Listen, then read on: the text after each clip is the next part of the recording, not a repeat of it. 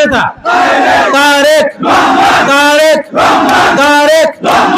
আমাদের কোন প্রতীক আছে? কোন সে প্রতীক? গানের শেষ, গানের শেষ, গানের শেষ, গানের শেষ, গানের শেষ, গানের শেষ। কৃষকদের স্বার্থে, সাধারণ মানুষের স্বার্থে জীবন উৎসর্গ করব। আমাদের এলাকাকে সারা বাংলাদেশের মডেল এলাকা করার জন্য শিক্ষা বিস্তারকে ঢেলে সাজাবো ইনশাল্লাহ। সকল শিক্ষক মন্ডলীদের সাথে, সকল শিক্ষক মন্ডলীদের কাছে পর্যায়ক্রমে ধাপে ধাপে সকল শিক্ষা ব্যবস্থাকে, সেখানে প্রাইমারি শিক্ষা, বেসরকারি স্কুল, বিশ্ববিদ্যালয়, কলেজ, সরকারি বিদ্যালয়, কলেজ, উচ্চ বিদ্যালয় সহ সকল শিক্ষক মন্ডলীদের সাথে কথা বলবো কিভাবে শিক্ষাকে এগিয়ে নেওয়া যায়। আমি আমার মাথায় কাজ করাতে চেষ্টা করছি। আপনারা জানেন যে আমি পড়াশোনা করেছি, আমি বিএসসি পাস করেছি।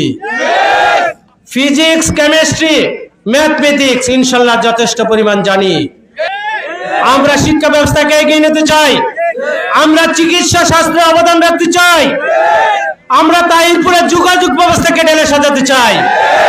তাহিরপুরের সাথে যাতে ঢাকার সংযোগ একটি জংশন হয়, তাহিরপুরের সাথে ধর্মপাশা, তাহিরপুরের সাথে মধ্যনগরের সাথে সংযোগ হয়ে যাতে ঢাকার সাথে সংযোগ হয়, যেখানে 160 কিলোমিটার রাস্তা কম হবে। আমাদের তাহিরপুরকে যাতে শিল্পোন্নত এলাকা করতে চাই, সেই ক্ষেত্রে সবার আগে যোগাযোগ ব্যবস্থা এবং শিক্ষা ব্যবস্থাকে সাজাতে হবে। আমাদের স্বাস্থ্য খাতকে উন্নত করবেন। আমাদের প্রিয় নেতা জনাব তারেক রহমান কথা দিয়েছেন, আপনাদের সমস্ত উন্নয়নের কথা, আপনাদের চাওয়ার কথা আমি বাকি রাখলাম। আমি আশাবাদী আমাদের প্রিয় নেতা জনাব তারেক রহমান আমাদের নির্বাচনী এলাকায় একের তাহিরপুরে আসবেন ইনশাল্লাহ। আপনাদের সাথে দানের শীষের পক্ষে ভোট চাইবেন। আমি সর্বোচ্চ চেষ্টা করব। আমাদের সংবাদ মাধ্যম সহ আমাদের প্রিয় ভাইদের কাছে বিনয়ের সাথে অনুরোধ করি, আমরা পিছিয়ে পড়া এলাকা, আমরা অবহেলিত এলাকা, আমরা অনগ্রসর এলাকা, কিন্তু ধনে মানে সম্পদে কিন্তু আমরা ভরপুর।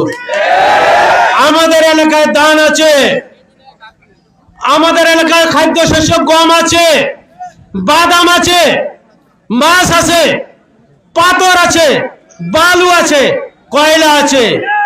আমাদের এলাকার সম্পদ ব্যবহার করে সারা বাংলাদেশের রাস্তাঘাট ইমারত তৈরি হয়।